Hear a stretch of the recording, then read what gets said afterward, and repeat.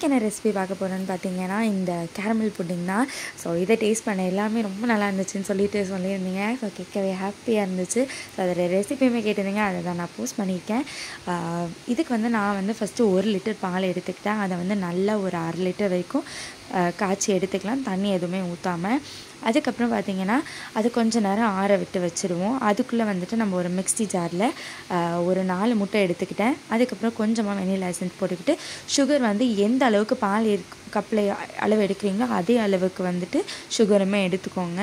And then அந்த பாலை வடிகட்டி இந்த மிக்ஸி ஜார்லேயே நான் திரும்ப ஊற்றிக்கிட்டேன். ஸோ ஆல்ரெடி எக் அதில் பீட் பண்ணி வச்சுருக்கோம். ஸோ அதோடு சேர்த்து இந்த பாலையுமே நல்லா பீட் பண்ணி எடுத்துக்கலாம்.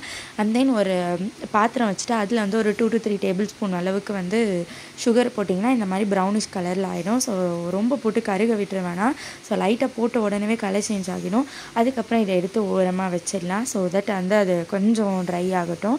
அது ட்ரை ஆகினோடனே கொஞ்சம் திக் ஆகிடும். அதுக்கப்புறம் நீங்கள் நம்ம மிக்சியில் போட்டு பிளெண்ட் பண்ணி வச்சுருந்தோம் அந்த மிக்ஸ்சர் எடுத்து இதில் போட்டு ஊற்றிடலாம். அண்ட் தென் மேலே ஒரு கவர் மாதிரி ஏதாவது போட்டுப்போம். ஏன்னா தண்ணி மேலே வரக்கூடாது அப்படிங்கிறதுக்காக. இல்லைனா ஒரு மூடியை போட்டு டைட்டாக மூடி அது மேலே ஏதாவது ஒரு வெயிட் வச்சுக்கோங்க.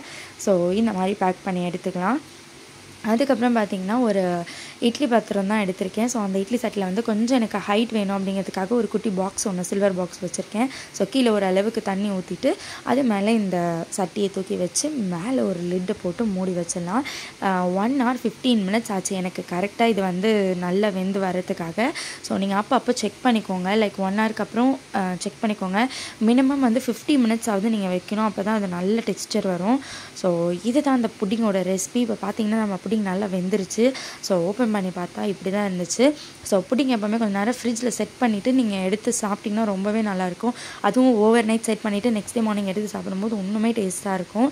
ஸோ நான் ஃப்ரிட்ஜில் செட் பண்ணிவிட்டு 12 hours அப்புறம் எடுத்து அதை இப்படி திருப்பி போட்டு பார்த்தா இதை மாதிரி தான் இருந்துச்சு. பார்க்கவே மவுத் வாட்டரிங்காக இருக்குல்ல, செம்மையாக இருந்துச்சு டேஸ்ட்டு. இந்த டைம் எனக்கே ரொம்ப பிடிச்சிருந்தது.